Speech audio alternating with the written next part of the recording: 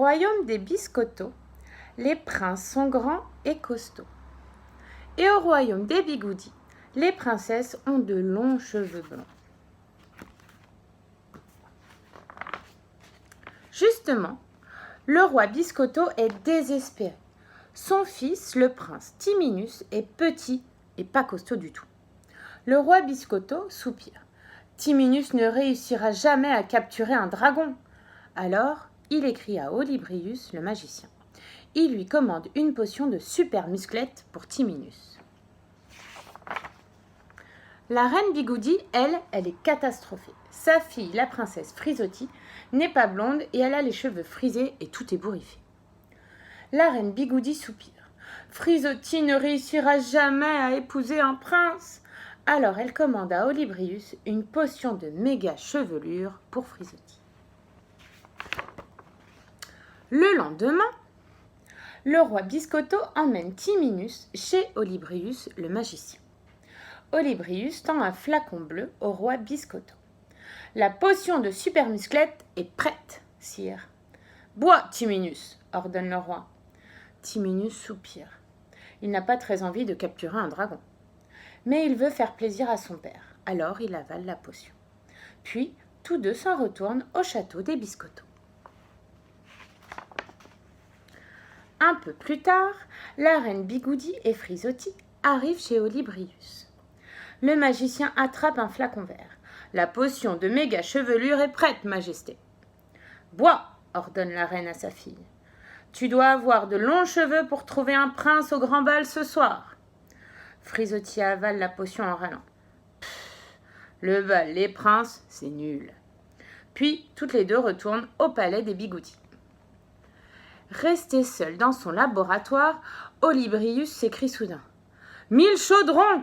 J'ai donné la potion de méga chevelure au prince et la super musclette à la princesse. C'est la catastrophe! Au palais des Biscottos, le roi se fait sceller un cheval pour Timinus. Voilà Timinus parti direction la caverne du dragon, de l'autre côté du royaume des Bigoudis. Tout à coup, sa tête le gratte. Ça doit être l'effet de la potion, se dit Timinus. Maintenant, je suis super costaud. Petit à petit, ses cheveux poussent et poussent, mais sous son casque, Timinus ne les voit pas. Bientôt, il arrive devant une grande caverne. C'est un endroit sombre, plein de pierres et de rochers pointus. Là, de terribles ronflements résonnent. Le dragon. Timinus descend de cheval. Il saisit son épée et avance dans la caverne. Mais soudain, bang! Il fait tomber une pierre. Le bruit réveille le dragon. Furieux, il crache de longues flammes. Timinus saute sur le côté pour se protéger. En bondissant, son casque tombe. Ses cheveux glissent jusqu'à terre comme une immense rivière. 1000 pétards! S'écrie Timinus. C'était quoi cette potion? Vite, Timinus court se réfugier derrière un bloc de pierre. Maintenant, comment faire? Soudain, Timinus a une idée.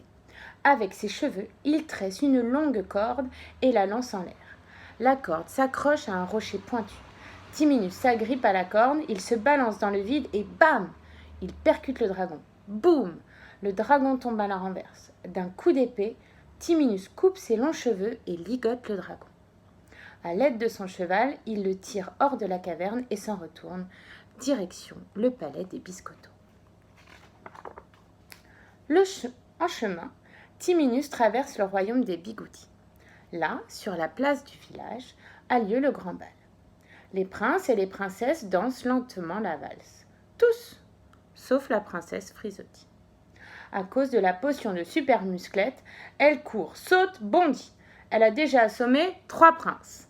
En voyant Timinus et le dragon, les danseurs s'arrêtent. « Trop cool, le dragon !» s'écrie Frisotti, d'une voix étonnamment puissante. « Merci !»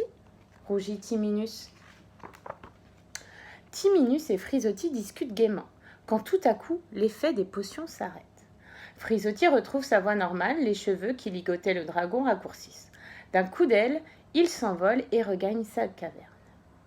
Timinus regarde Frisotti et murmure. « C'est joli ta coiffure !»« Plus jolie que celle des autres princesses. Elles sont toutes pareilles, blondes avec des longs cheveux. »« Moi, je ne rencontre que de grands costauds, répond Frisotti. C'est ennuyeux à la fin. »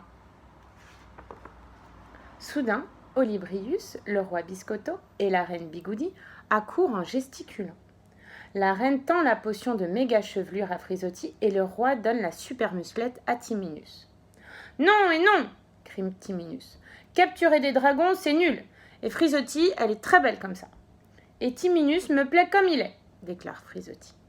Timinus devient tout rouge et bégaye. « Frisotti, est-ce que tu veux bien ?»« Oh oui, je veux bien t'épouser, » s'écrie Frisotti. « Et on aura plein d'enfants, petits et tout ébouriffé, » ajoute Timinus en riant. Et voilà, j'espère qu'elle vous a plu. À bientôt les enfants.